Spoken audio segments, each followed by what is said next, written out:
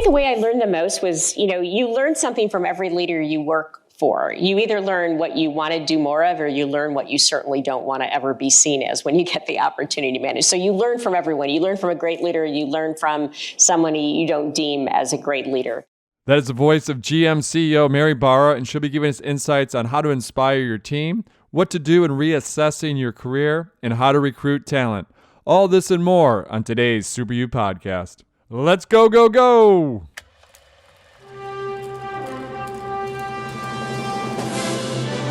It's one small step for man. Liftoff. We have a liftoff. We choose to go to the moon, not because they are easy, but because they are hard. I have a dream. You can't handle the truth.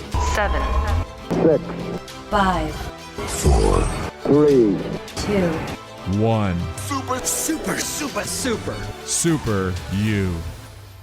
Thank you for joining us to today's Super You podcast. I'm your host, Eric Qualman. Most of you know me as Equal Man.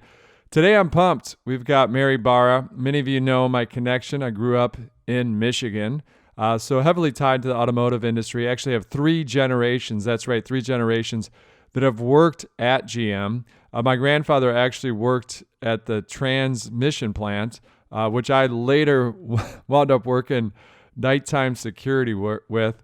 That's a tough job, by the way, if you're working the graveyard shift in Warren, Michigan at the automotive plant in college. But it was good money, and it taught me I need to study. I need to get back to school. But had 3, my grandfather worked in that plant and actually worked on the transmissions for tanks in World War II. So a lot of ties to General Motors. My brother's an engineer there currently. My dad worked at GM for his career. So just amazing place to grow up, and super excited to get tips from Mary Barra, to get some insights from Mary Barra, the CEO of GM. Looking back, remember when we were doing the Ice Bucket Challenge? Some of you might remember the Ice Bucket Challenge to raise money for MLS. You had to say 2 other people that you wanted to challenge. So I challenged 2 other Michiganders, Magic Johnson and Mary Barra, and she was a good enough sport to dump that cold ice on her head. Not many CEOs would do that, but she did it. So it's fantastic. But super pumped for today's episode. I hope you are as well.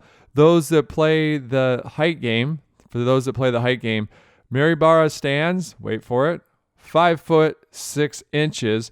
She was born December 24th. That's right. She's a Christmas Eve baby. December 24th, 1961. And she's been the chair and CEO of General Motors since January 15th of 2014. She is the first female CEO. She was the first female CEO of a big 3 automaker.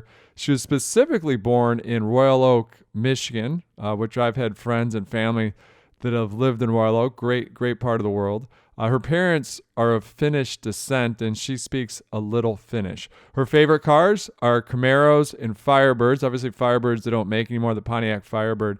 What those would be deemed muscle cars. I worked at an ad agency, actually, my first job out of undergrad, and did some focus groups. Remember, I did focus groups. You're behind the glass, eating some M&Ms, and you're listening to people. I was listening to some Firebird owners. It was pretty funny because they're muscle cars, and the moderator left the room, which they did this in focus groups. They'd leave the room, but we'd leave the mic hot because that's when they really get insights. Have these owners talking with each other. And I remember this guy going, "Oh, when I get to that light, I really like to rev that engine so they can really hear that throttle of that engine." Have everyone look at me. So I was sitting there going, "Really? You do that? You're the guy that makes all that noise."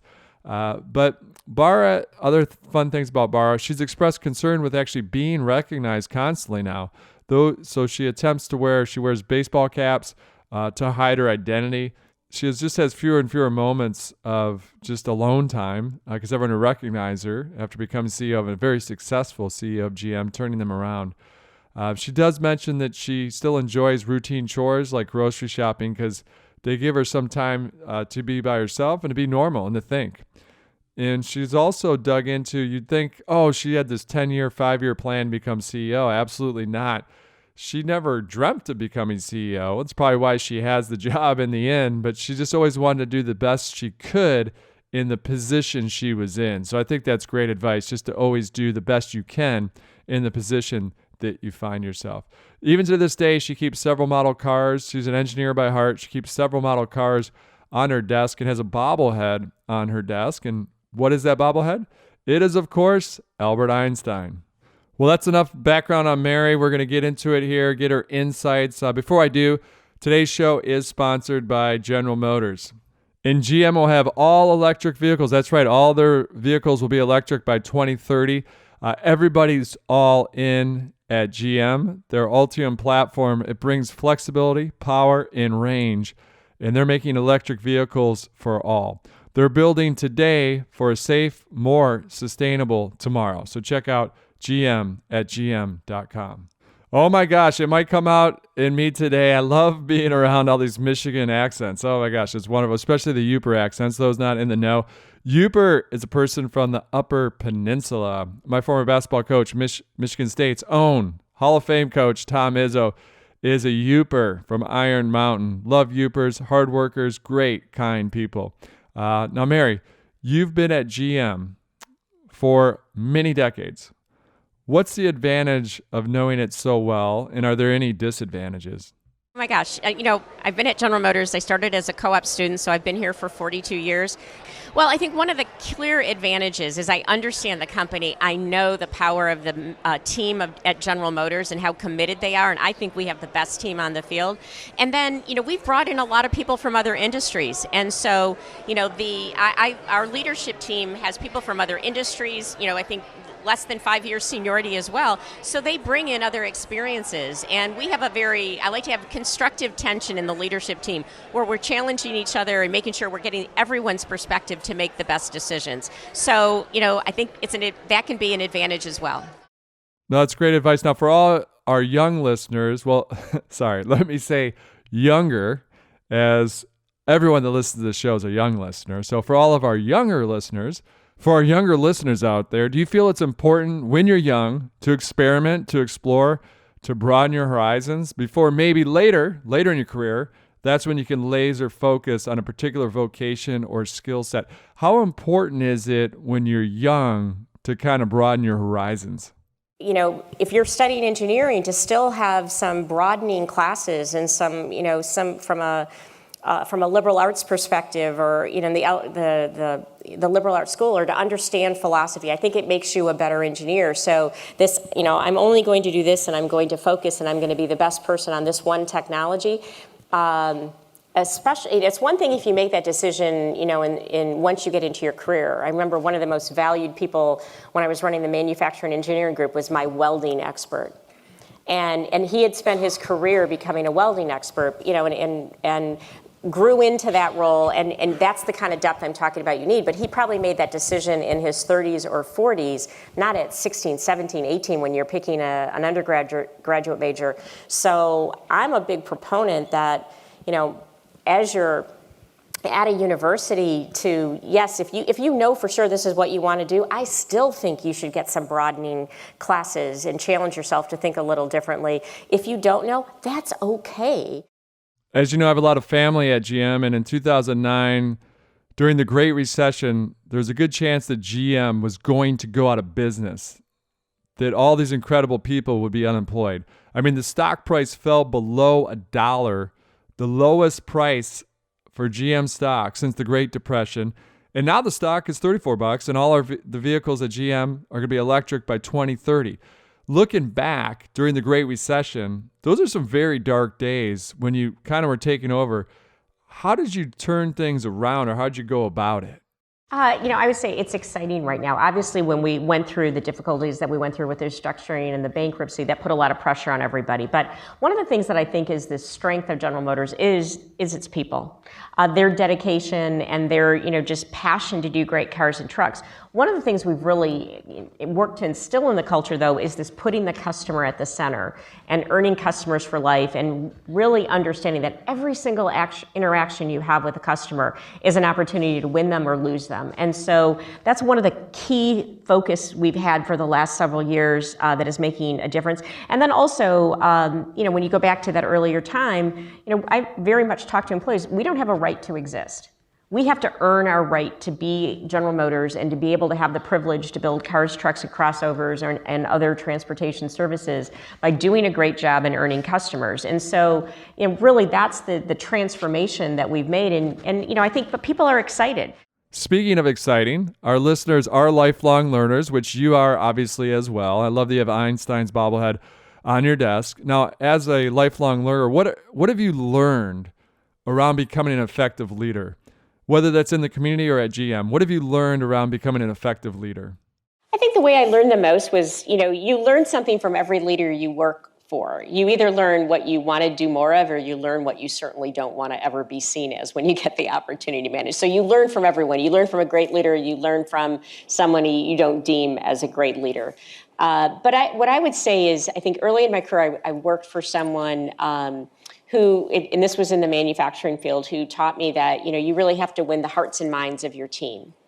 And so I think the most effective leaders really care, truly care about the people that work for them, want them to have the best, invest in them, and that kind of passion, because there's so many challenges that you're going to have that you want to build a relationship with your team or with your peers or even with your supervisors that they know you're going to work hard, they know you care. So as you face difficult situations, you kind of like, hey, those are the people I want to have on my team because I know we're going to work really hard and we're going to figure out how to solve the problem.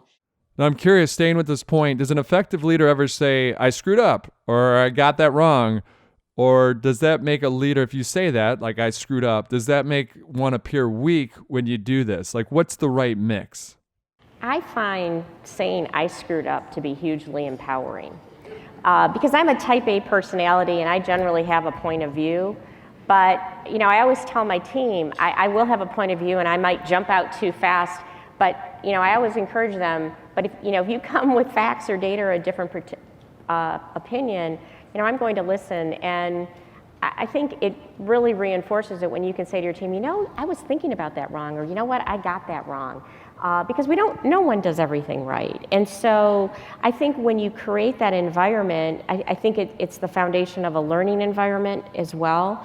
I think it's so important. And, every now and then you have to remind yourself about that. It's like, and at least I should say I do. Every now and then I have some great people around me who every now and then will say, Mary. And I value them because, sometimes you get so wrapped up in what you're doing or what you're trying to get the company to do that you lose sight. So I also say, have people around you who are willing to pull you aside every now and then. It's so important. In today's world, there's a war on talent across all sectors. And the more and more GM becomes a tech company, it's even harder to attract that talent when you think about competing with the Googles of the world, the Amazons of the world. So how do you do that? How do you attract and retain that talent? Well, you make a really good point, and we've invested a lot of time in that. One of the, people have this 100-year-old view of General Motors, and, one of the stats that I throw out that usually surprises people is almost 40% of the employees, the salaried workforce, has been with the company less than 5 years. And so we are, there's a lot of new talent that has come to the company. As we've done that, we've, kind of remixed the shift of there used to be a lot of people who worked on body structures, and now we have a lot more software engineers in the technical area. So, we've really managed how we shift the skill set of the organization, because even if you take the traditional car, 10 years ago, when you look at a car, it had a radio, maybe had some systems on it. But now, every vehicle we make, even, I'll say the most base vehicle, has tens of millions of lines of code in it. So we've been making that shift and have a lot of new talent that has come to the company. Now, many said during the pandemic that we went through the great resignation. I think it was over 40% of people left their jobs. But many feel like myself, it was more not the great resignation, but rather the great reassessment. Like, what am I doing? I think I first heard that term, the great reassessment, from Kara Swisher. But what advice do you give people that are thinking about a career change, or perhaps they're just entering the workforce for the first time? So I always believe in your career, life's too short to work for a company or be in a position that you don't love. Now, work is work. I had this funny text from my nephew, who's now graduating from a BBA in business school at Michigan, and it was his first job, and he texted me, I'm sitting at a computer and I've got to do all this work in spreadsheets. And so this, it kind of was like, this isn't much fun. I said, yeah, that's why they call it work. And it's just, you're going to have to work, and not every day's, you can't measure your career on every day, but if you find yourself after 6 months, after a year that, work is not challenging, or you don't enjoy it, or you're not energized by it, you should probably find something else to do, again, because life's too short.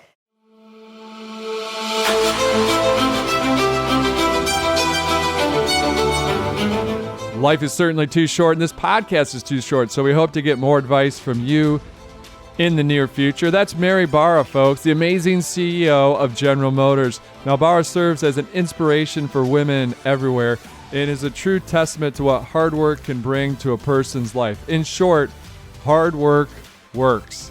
Hard work works. What an amazing turnaround when we think about General Motors, the first female CEO of one of the big three automakers. Awesome that she's from Michigan as well, with the Finnish descent. That's so cool, so cool, so cool. So I love this episode. I hope you did as well.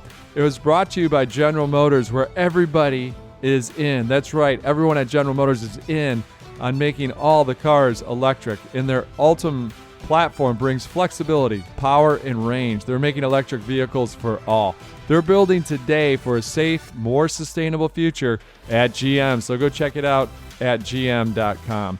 And of course, this show is produced by Jake Bryn, Maritza Gutierrez, and Kelsey Gomez. So I can't thank the team, the amazing team here at Equal Man Studios enough. And thank you, our listeners, for tuning in each and every week. And I hope that you heard in Mary's voice today just that kindness. Kindness wins.